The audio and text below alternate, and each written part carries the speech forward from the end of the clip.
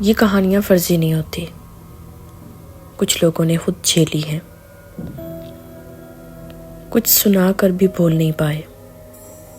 आज की कहानी उनमें से एक है, लेकिन याद रखना, हर बार सच सुनना आसान नहीं होता। तो चिराग बुझा दीजिए, दरवाज़ा बंद कर लीजिए, द डार्क रूम में दाखिल हो जाइए।